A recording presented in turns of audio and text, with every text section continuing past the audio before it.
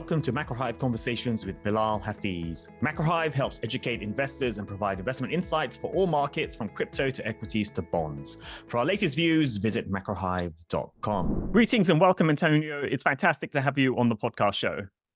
Hi, Bilal. Yeah, thank you. Thanks for having me. Great to be here.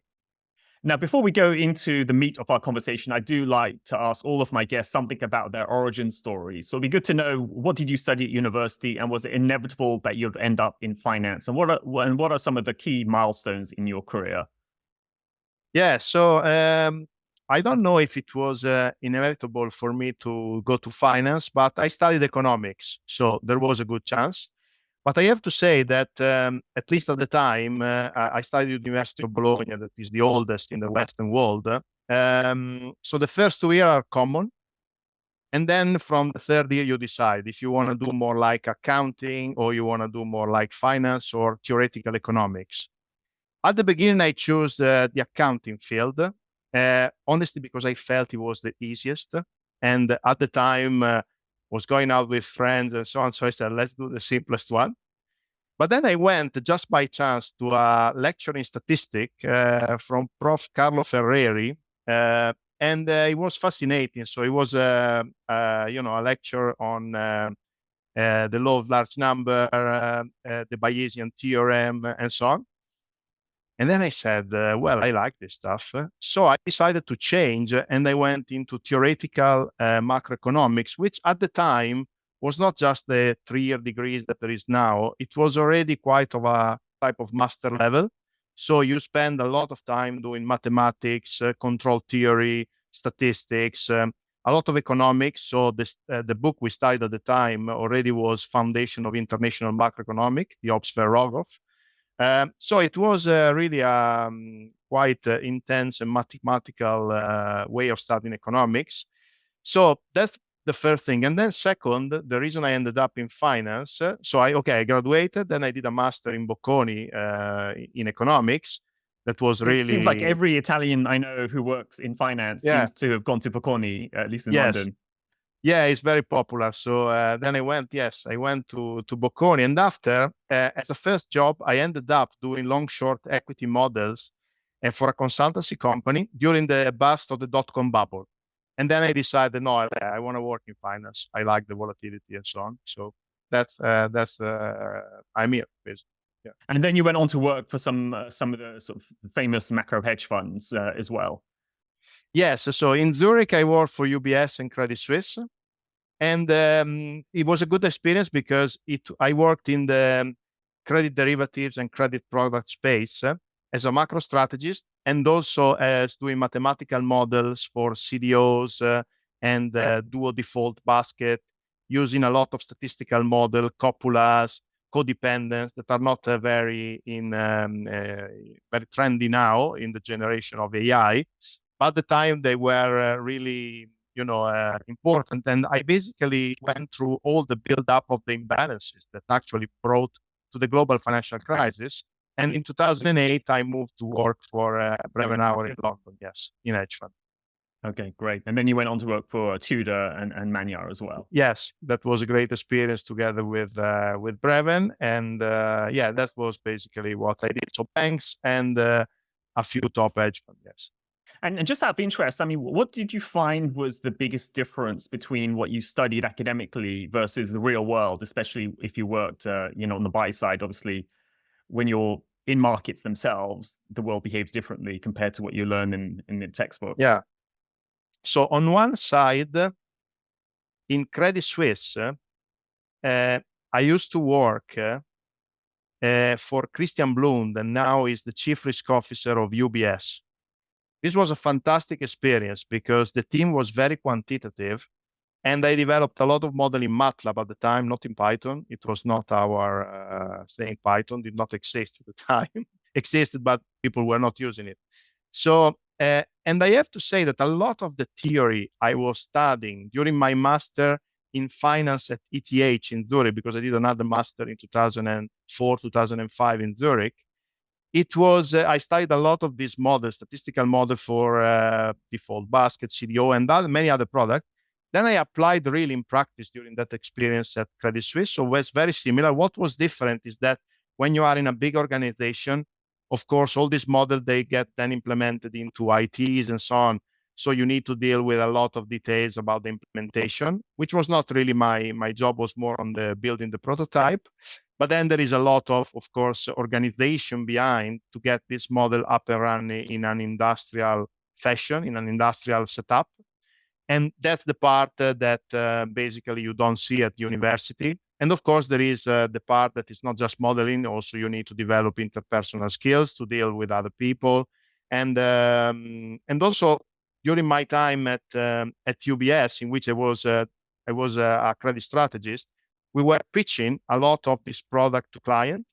And I have to say that in that case, again, the theory helped a lot to do properly the job. But of course, when you presented this product, it was really important to develop more also marketing skill, presentation skill, which you didn't learn at the university. But I have to say that there was a parallel between what I studied at university, and I used a lot in these two first experiences. But even after, for example, during my time in hedge fund, I have to say that I have used a lot econometrics, really, that I studied at university. It's something that I used really a lot during my work. Yes. Okay, and that's great. Now let's talk about markets. Now, you're very much focused on macro, especially the US. And just for the benefit of our listeners, I'd like to have a timestamp here. We're recording this on Thursday, the 10th of October, and before the US CPI release as well. Now, of course, the big focus of the Fed and markets over the last 3 to 6 months has been the US labor market. Over the course of this year, we've saw a deterioration in the labor market in the sense that the unemployment rate started to go up and the so-called SARM rule was breached. We had Claudia Sarm, on our podcast, and she talked about how that threshold is often associated with a recession. The Fed seemed to panic then and then cut rates by 50 basis points as its first step in its easing cycle. Then, of course, a week or so ago, we had a very strong labor market report where payrolls was strong and then the unemployment rate fell. So that's the sort of the scene that we're coming into. So first up, what was your take on the labor market report that we saw most recently? So the main thing to me is that the economy, I think, is quite resilient. The jobs report is a confirmation that we are not falling into recession as we speak.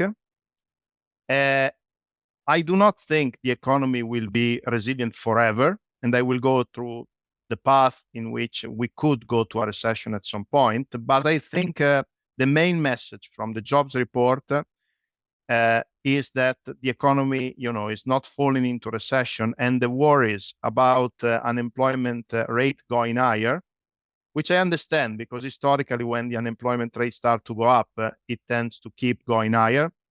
I think they are overdone, and I do not think the unemployment rate will keep grinding materially higher from here. I think we are due for a stabilization.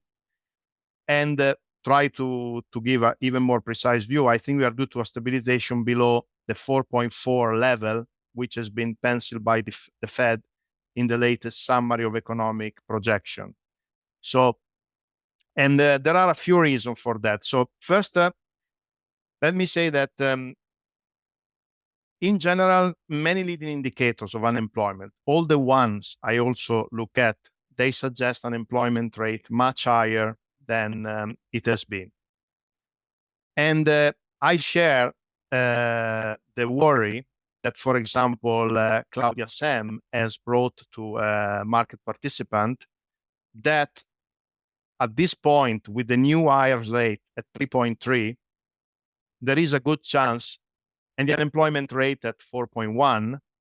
When you look at the past, for example, in 2013, she said, you have the new hire rate still at 3.3, but the unemployment rate was 7% plus.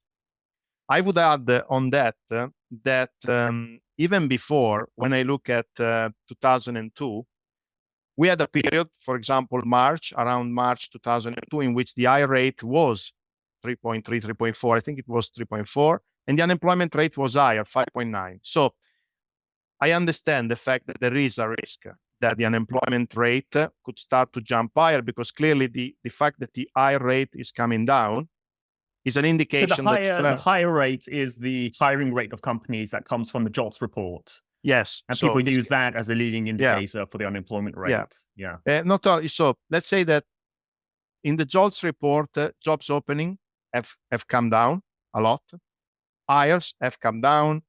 Quits have come down. And then a few other indicators of the labor market have been signaling more weakness to come. So that's absolutely understandable, the worry of the market, the worry of the Fed. But, and then there is a parallel that in this case, just you mentioned Claudia, so I wrote her example. She mentioned the parallel with the new hire rate being at 3.3 and dropping from a level of more than 5 during the pandemic and more than 4.5 in the last 2-3 years. So it's coming down. And the fact that companies are hiring less, even if layoffs are still low and jobless claims are low, is a sign that the economy is slowing down and so on. And given that in the past, at the same level, the unemployment rate was higher, there is a good reason to believe the unemployment rate should start to go higher. But on that point, I would make a few considerations that I think could give some hope that in reality, the unemployment rate will not go that high anytime soon, this time. The first is that part of the increase of the unemployment rate, and this is very well-known fact, and it's very simple because I'm saying that ex post, so it has already happened. So it's a simple, it's a simple thing to do in economics. So has been due to an increase in the labor force, and this increase in the labor force, with lays off claims on the low level, of course, has increased the unemployment rate. On the other side, I think that if you look at the past history of the last 60 years, every time unemployment rate started to go up, usually it happens together with jobless claim, or jobless claims start to go up a little bit earlier. In reality, in this case, we didn't have this dynamic.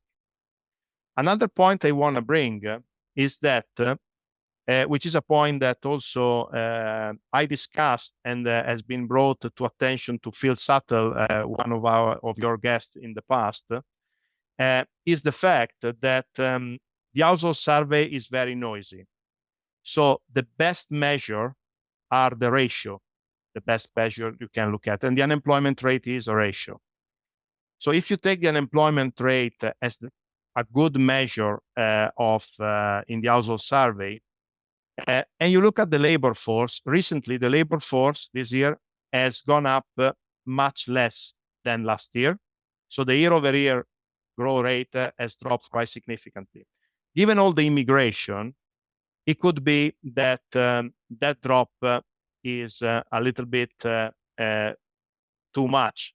So in the official data. So if you assume that there has not been that massive drop in the growth rate of labor force, which kept still going higher, then, and you believe the unemployment rate is a good measure, being a ratio of the household survey, then you can make the point that the employment in the household survey probably has been underestimated recently. And as you know, there have been a lot of talk about the the household survey in the employment measure to be much lower versus non-farm payroll. And even if non-farm payroll have been revised down, there is still a discrepancy. But I would argue that that discrepancy is also partially due to an underestimation of the labor force growth in the last year with respect to the official data. And assuming the unemployment rate is correct, then automatically you would have that the employment would be higher in the household survey if you adjust for the assumption that the labor force growth rate didn't drop so much in 24 on a year-over-year basis with respect to 2023. Just to give you some number, if I look at the year-over-year rate of the labor force, so last year on a year-over-year basis was growing 1.1 to 2%, and then this year it dropped from 2% to 0.5 on a year-over-year growth rate basis.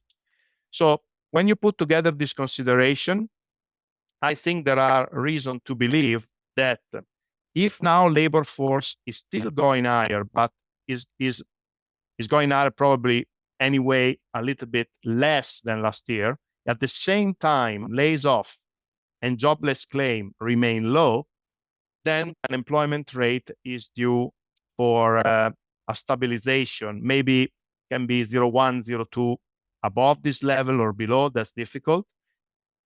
Yes, there are risks for the October labor job report because there are the hurricanes, there have been the strikes. So it could be that it's going to be affected.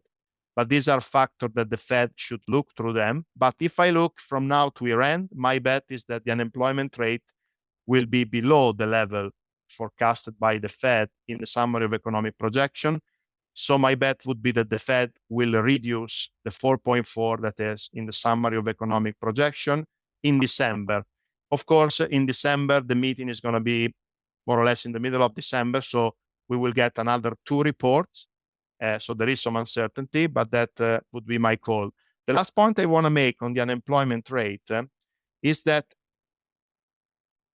the way in which the economy, I think, works, we'll come back maybe later on this point, but the point is that I look a lot at financial condition. And when I make the parallel between now, coming back to the higher rate at 3.3 versus unemployment 4.1, and 2013, higher rate similar and unemployment 7%, and which I'm adding myself, this new date is March 2022, higher rate 3.4 and unemployment around 6. If I look at the financial condition and I look at the nominal GDP, I look at non-farm payroll in the last 20 years, in both these 2 dates, so in 2002 and in 2013, financial conditions were easy and they were easing, similar to now. In 2002, they were even getting more easy. And as I said before, it was the period in which we were building imbalances with a credit full expansion at the time. And then the higher rate started to go up in both cases. So in 2002, it was a bottom and then started to go up with easy financial condition. In 2013, kept going higher and financial condition remained easy. So I would make the argument now that if financial condition remain easy, we could get a stabilization of the higher rate at this level.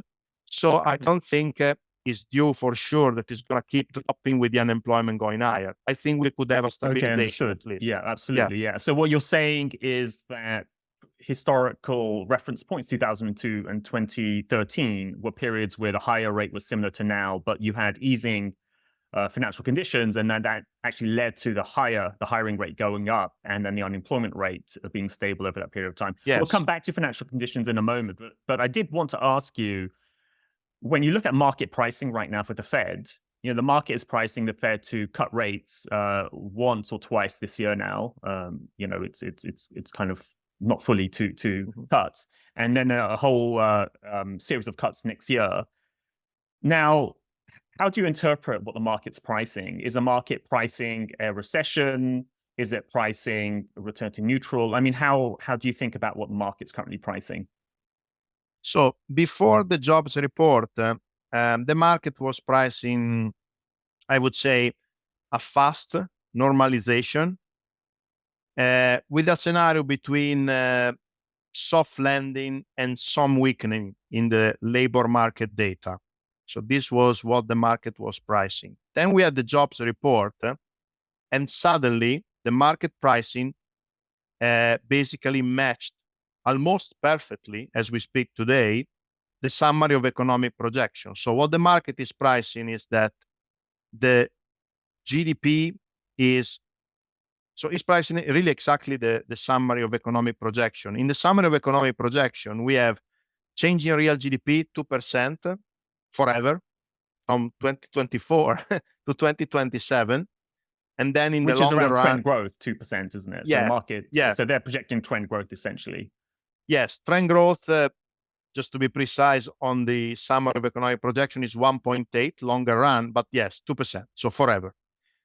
Then unemployment rate 4.4, as I said, and then we got core PCE at 2.6, and then the Fed fund at 4.4, so other 225 basis point cut from now to year end, November and December, and in 2025, other 4 cut by 25 to 3.4. At the moment, the market is pricing a little bit less than 225 basis point cut by 24, but similar to the summary of economic projection.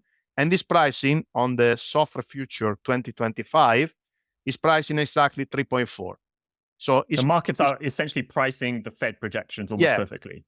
And before the job report, instead was much more dovish. There was a big parallel shift pricing exactly the summary of economic projection, which at the time was more hawkish before the job report than the market pricing. Now, how we should interpret this? We need to remember that at this point, if I am right, and the economy has a lower unemployment rate and a higher GDP growth, and we know Atlanta Fed yesterday came out with 3.2, not 2%. So according to Atlanta Fed, now casting, the economy is growing 3.2. So the 2% should go higher in December. The unemployment rate, I think, will go lower. Core PC, I think, could go a little bit higher, not too much. I open a small parenthesis on that. To get 2.6 quarter 4 over quarter 4 in December, you need core PC to print 0.16 every single month from now to year end. I think core PC will be lower than core CPI for many reasons that all the inflation experts explained to us. So I'm not going to go through those.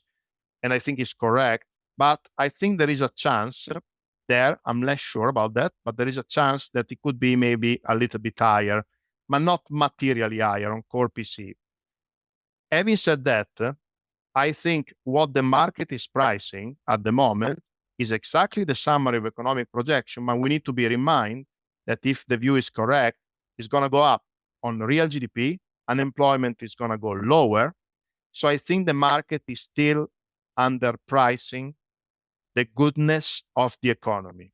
I think it's appropriate, the pricing for the Fed thinking, because I think the Fed is still on the 225 basis point cut and 4 cut next year. But my view is that the economy in the next few months, we will show our resilience. I'm saying next few months, I don't go farther. A resilience that is not priced yet properly into the market, which means that the 10-year, the 30-year, and the 25-year part of the curve and the neutral, I would say, in the next few months will reprice higher. Of course, there are elections, there is unfortunately the event in the Middle East that they can create a lot of volatility. No, I understand there are risks. So essentially, you're saying the market's sort of pricing this reversion to the Fed's sort of projection, which is kind of like a soft landing-ish, but you're saying the economy, at least for the next quarter, is more robust. Now, from what you were saying, it sounds like you're putting quite a large amount of importance to financial conditions as a factor that people are missing in terms of the significance for the economy. Why do you look at financial conditions? So one thing that I like a lot because of my probably formation, which is quite quantitative, even if in recent year, when you, for many, many years now, I've been a macro strategist, and we tend to talk a lot, like I'm doing today. So we talk, so we tend to do a bit less work on the numbers. But one thing that I like a lot is to look at leading indicator, to look at regression, simple regression. I'm not doing anything sophisticated, in which there is some lag and something is leading something else. So from economic and let's say theoretical perspective, you learn at university, of course, that in the ISLM model, if you read Foundation of International Macroeconomic and so on, you read and you see that is very important the level of the Fed fund rate and how much is higher or lower versus inflation, and how important is the Taylor rule, how important is the neutral, and so on. I think all this stuff is important, but I make an observation and then I go to the financial condition, the reason to look at financial condition. So if I look historically, there are many different cycles. And if I look at the level of the Fed fund versus inflation now, and I look at the level that it has been during the previous episode in which we had the recession, at this level, we had the recession more or less in 2007 and 8. We had recession in 2000. We had in the 90s. And even a lower level, we had recession at the beginning of the 70s. Just during the hyperinflation, we needed a higher level. This time, we are not close anywhere to recession. So it looks like that the level of Fed fund versus CPI is not something that this time, at least, is giving a good indication that monetary policy is enoughly restrictive. And if I take Fed fund minus nominal GDP, it is the same story.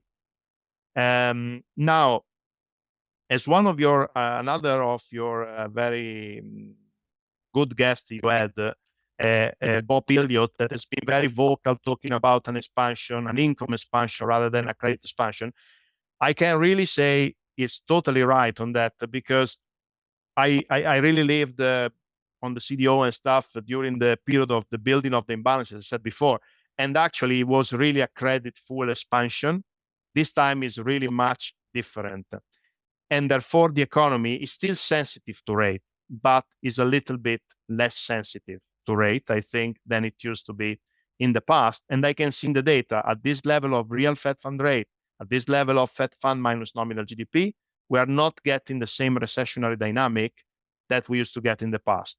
Basically, the point is that theoretically, the real Fed fund rate, the Fed fund rate versus nominal GDP, and this type of measure, of course, are great measure to see if monetary policy is restrictive. And intuitively, the Fed hike rate very sharply in the last 2 years and so on. So clearly, it suggests monetary policy is not loose. But on the other side, I always try to check going through real data. And when you look at what is driving the economy in terms of nominal GDP, in terms of non-farm payroll, in terms of inflation momentum, which I consider the changes in the year-over-year percentage change of inflation, so the turning point, financial conditions have a very good leading power of this variable as a trend, not month by month. So it could be next month we get a very bad number on non-farm payroll with the hurricane and so on.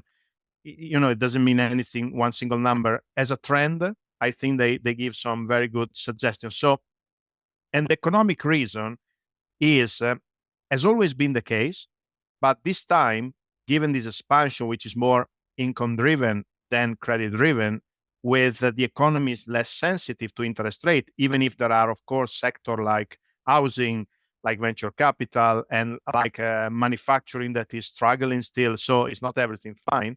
But even if there are these sector more sensitive to rate, the economy is less sensitive to rate. And that's one of the reasons to look even more into financial condition, but has always been the case. Another point I want to make is that when you look at the concentration of net wealth, it is much bigger in the last 20 years because we went through a massive financialization of the economy. For example, in 2000, when the dot-com bubble burst and the Nasdaq dropped dramatically, the S&P, the Dow Jones, and so on, if you check at the net wealth slowed down but kept going higher because not everyone was invested in the stock market and so on. Of course, they were all invested in their own house and so on. So it's similar comparing to today, but it was not the same. This time, instead, after 2003, is just 1-to-1. So if you plot net wealth and S&P in log scale, you find that it's the same plot. They tend to go up and down together. So when I look at financial condition more broadly, so I tend to look at Fed fund, housing prices, dollar, mortgage rate, treasury, long end yield, like the 10 year, the 30 years, and equity, you see that is a very good leading indicator of where, in general, the economy is going. At the moment, it's not suggesting any dramatic recession that could happen. And also during SVB, it was not suggesting a recession. And just picking up on a point you made, Antonio, you said that, since, was it 2003, 4, that net wealth has been moving very closely with the S&P 500. Does that then mean that people's wealth has moved away from houses and it's moved more into equities, like just in terms of the underlying reason for that correlation? So I didn't check. This is actually a good question, which I need to check. I didn't check that, but I don't think it's the case. I still think the first thing is, people buy their own place to live, the house, flat, whatever. But then I think what has changed with, of course, internet, the boom of internet, that was not the case. I remember myself in 99, 2000, calling the bank and say, I would like to buy this stock. Could you please buy for me? Then you stay on the phone half an hour. That's the way in which was working. Now, every kid, every 25, 26 years old person can buy stock very simple on their phone and so on. So I think there is more concentration into the equity market, probably more concentration into AI, into this type of stock and so on, which, and this I try to make a forecast, I think is a financial vulnerability for the future, because at some point things can turn, of course. And I think the same imbalances we were building in credit in 2002, 3, and 4, something similar.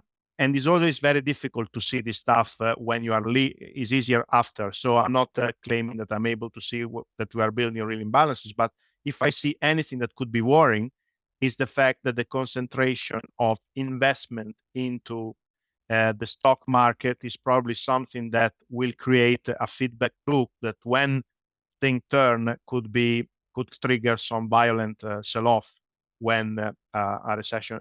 And the way in which would happen is the following, I think.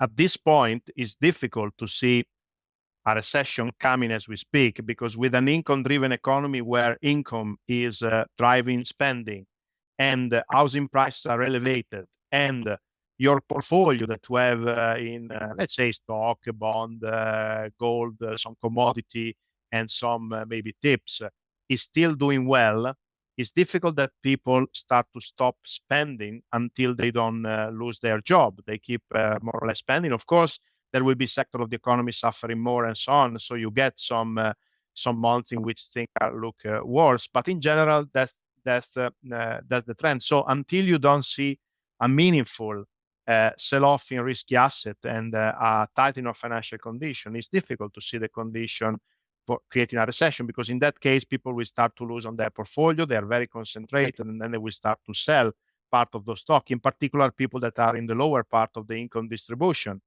And I think with the hyper-financialization, also people in the lower part of the income distribution, which was for sure myself at the end of the 90s, 2000, I would have never invested too much in equity. Now people, they invest more because it's so easy on your phone and so on. So I'm saying that the link with financial condition, which has always been there, I think is stronger. Yeah, I understand. Yeah, there's point. more retail investors, you could say, through sort of all these and you see, tools. Yeah, that and are you've seen the data. When you try to see the link, the correlation, you study regression of financial condition with nominal GDP, with jobs and so on, you see there is a relationship in the data. This is the point I was making before, to try to see really a connection in the real data when you crunch the number. And I think there is. Now, in terms of vulnerabilities, I mean, some people are pointing to an increase in credit card delinquencies. There's some signs that lower income households are struggling a bit in terms of their finances. I mean, do those things concern you or not?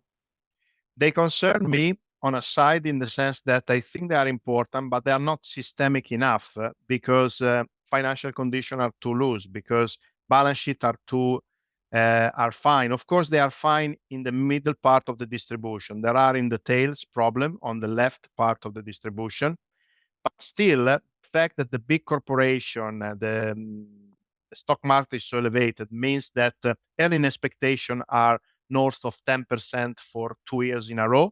We need to see if they will be able to deliver those earnings. That's not sure. My earnings expectations are elevated. So far, there have been big expectation of a coordinated cutting cycle starting from the Fed and going through the other central banks, which have kept multiple elevated, valuation elevated. Therefore, jobs have remained fine. Lays off are low, even if there are some concern in some areas that layoffs have started to pick up. And if you look at the reports from the single companies, you see a bit more risk there. So not everything is fine. But to get more of a systemic event, you need a more widespread weakness. And for that to happen, you need tighter financial condition. And for that to happen, you need a more aggressive Fed, which probably is not going to happen very soon, even if after the job numbers, Powell already walked back a little bit his dovishness during the FOMC meeting. But on one side, so you have very big earning expectation. On the other side, rates maybe are now going higher, so it's going to be a compensation there. So maybe equity will struggle in the next months to go much higher, but still there is nothing really there that suggests a recession is anywhere close. Earlier you alluded to the fact that you think there could be some risks to inflation as well, being higher than consensus forecast. You could see it, or what markets are pricing. So within your framework, on say a slightly longer term basis, say 6 to 12 months, what do you think the path of inflation will be? Because the Fed projections are such that by the end of next year, I think core PCE starts to go back towards 2%. If correct me if I'm wrong, but it's roughly 2%. Yeah. So if we do not have a recession in 25, my base case is that core CPI will, on a year-over-year basis, will struggle to go below 3%. And core PCE will not go to 2% on a year-over-year basis. I try to give a measure, so just to be more precise. It will remain more elevated, maybe like instead of 2.1, like 2.4, 2.5, 2.6, something like that. Why? There are a few reasons, and I start from, there are a few reasons. So the first one, one reason is that if I look at the core, I go first from the top down. So if I look at the correlation between the Fed financial index of financial condition, which is produced by the Fed actually, using their own models, and the changes in the year-over-year change in CPI, core CPI, which is a measure of momentum, it's a very good fit. And it has never happened. I'm looking at the chart now. It has never happened in the last 20 years that financial conditions have kept easing and the momentum has dramatically dropped. Now, obviously, it has happened that financial conditions have tightened, but then inflation has not have not moved out of that. But we are interested here in the case of higher inflation, not lower. So if there is a recession, inflation will go lower, below target. There is a huge amount of history showing that, so that's fine. If there is no recession, I would argue my forecast is what I said before. First, based on the fact that if there is no recession in my framework, means financial conditions remain loose. And at the moment, they point towards a change in momentum, which means inflation can remain printing core CPI month-over-month around like 0.3 in that type of range, not like 0.15, 0.2. That's a top-down reason for me to believe that inflation will remain a little bit more elevated than people think. The second one is that during the last year and a half, we got lucky with a lot of immigration, of course. Now, there are the election, and there could be less immigration, in particular in case of a Trump winning the election, in case in which Trump wins the election. Labor supply could be lower. So I'm not making any case for, the fact that it could be really much lower. I don't know that, but it could be lower. And that on margin, if demand remains strong, we'll lose financial condition. And Trump cutting the corporate rate could help equity, keeping equity elevated. Corporate tax, you mean? Corporate, yes. Yeah. That could be a factor that together with policy reducing immigration could be inflationary. We also got lucky because we had a lot of core goods disinflation. which is a little bit overdone at this point, because if you believe the world now has more risk of globalization, more risk of conflict, more risk of this conflict impacting oil facilities, as we know, given the event in the Middle East, and if you believe there is a little bit more risk of tariffs and so on, then at least core good inflation should not be lower than 2019, the period between before 2019. So that help from core good disinflation, I think, is done. We will not get that help anymore. And then we are left with housing inflation and core services excluding housing. Now, the core services excluding housing is a lot of pieces, but to summarize, it is linked to wages. Wages have come down a lot, and probably if you look at quits, which are a good leading indicator for wages, they could come.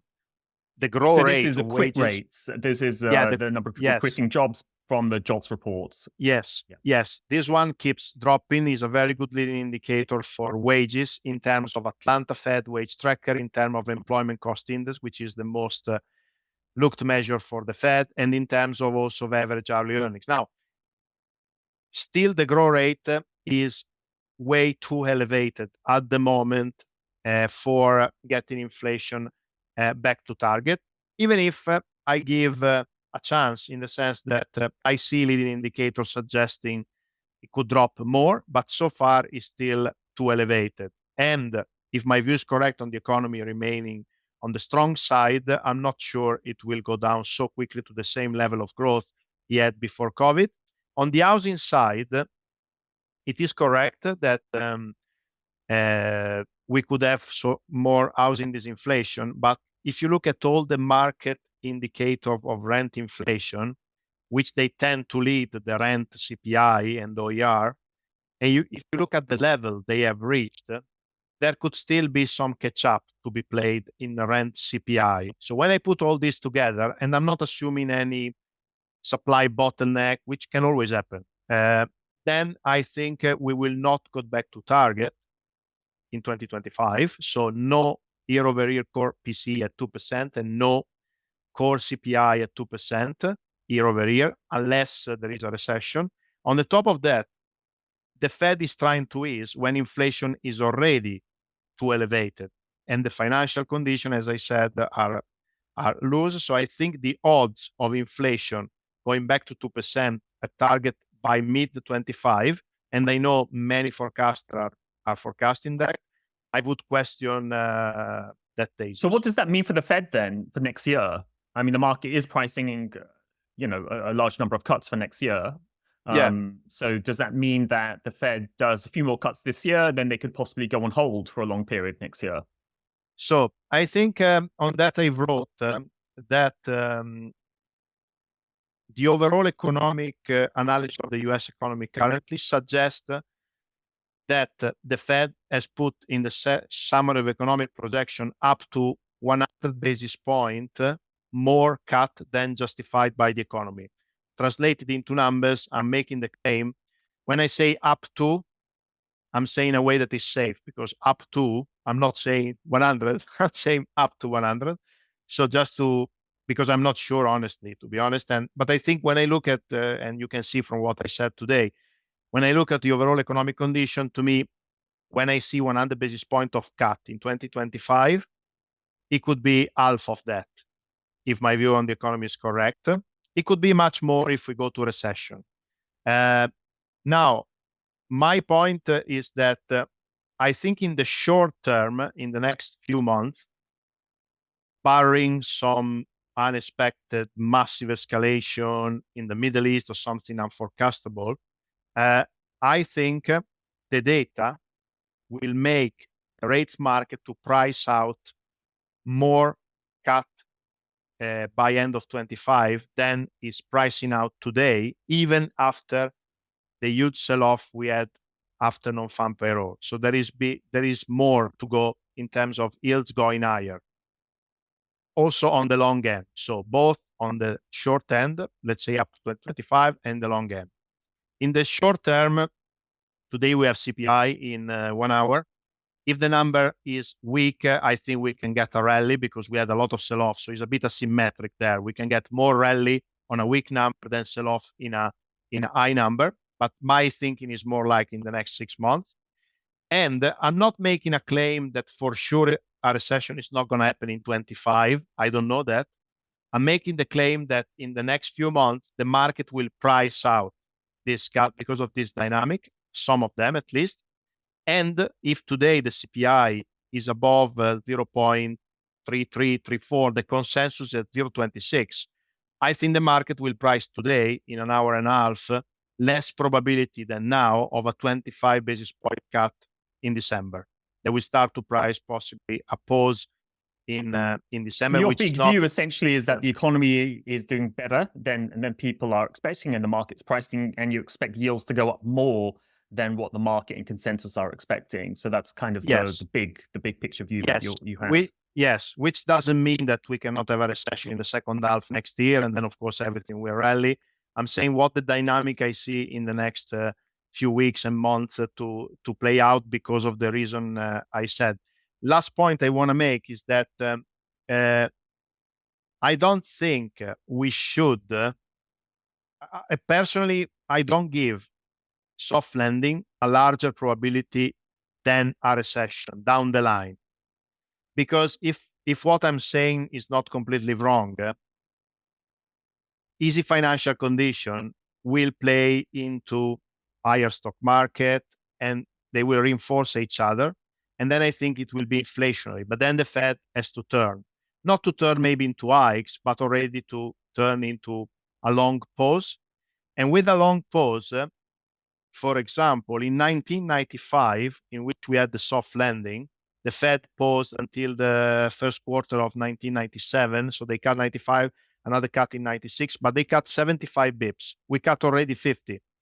So why we should cut another 150, like in the summary of economic projection, if we get a soft landing? But at the time, there was a big boost on productivity. If this time the boost on productivity is not going to deliver what people expect, then I don't exclude that with an inflation picking up, then you get the Fed price making less cut than expected, then will affect multiples, and then we can have some sell-off in equity down the line.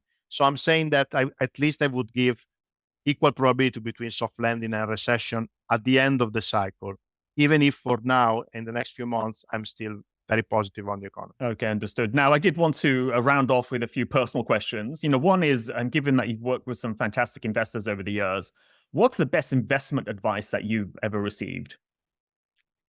So the best one, I think, actually is my mom and my dad, which they said, buy always a flat or a house, a place to live. First, good investment, buy a place to live. And no, the second one, at the end of the day, maybe the best advice, yes, I've received, buy stocks. Buy stocks, okay. To be absolutely. honest, yeah, I keep it simple. Yeah. And then another one is, we do have some younger people listening to this podcast as well. So what advice would you give to students who are going to be leaving university either now or in a year's time? The advice to me is always try to do whatever they like the most, not what they think is the most paid job or the job that looks great when you see people on the television and so on. Is always to do something that you like, because at the end you will spend the majority of your life working. So the best thing to do is something that you like. Right. And then, I like reading lots of books. So what are some of the books that have influenced you? Now there is a book that I really love, and I think is a book in economics. And this is the book of Rajan, the famous Indian economist who wrote Fault Lines, a fantastic book in 2010. The reason I recommend this book is at least three reasons. The first is because he's a great, one of the greatest economists I think we have. He's also a podcast guest of ours as well. He came on the show. Yes, he's really great. Second is because the book is fantastic. It's the best, for me, description of the global financial crisis and the causes of the global financial crisis. The third, and is the most important, is that it teaches you to think outside the box, I think. because if you read the introduction of the book, what he did, he went to Jackson Hole in 2005. And it was the Jackson Hole in which everyone was celebrating Greenspan era, right? So everyone was more on the celebration of Greenspan.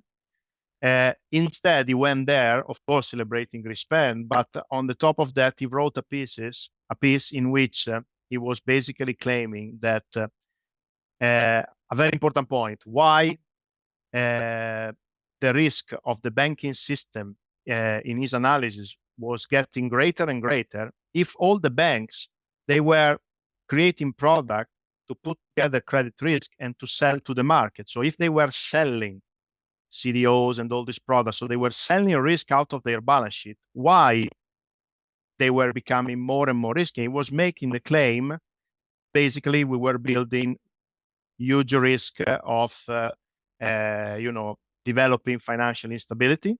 And he did in 2005, and everyone was looking at him. It was a very difficult talk to do at the Jackson Hole. But after 2 years, it is what it happened. So apart from the fact that he's a great economist, I think he teaches people to try to look outside the box, and this is what he did, to be honest, in 5. So I think it's a great book, mainly. That's a great recommendation. Reason. Absolutely. Yeah. Now, finally, what's the best way for people to follow you? What is the best? Well, no, I'm not in the too much active in LinkedIn. I think LinkedIn. Then I've not been active in Twitter, so I'm not even able. Okay, well, I'll include your LinkedIn link. Yes, on the, I on the would show say notes. I would say for the time being, yes, in LinkedIn is good to follow me. Yes.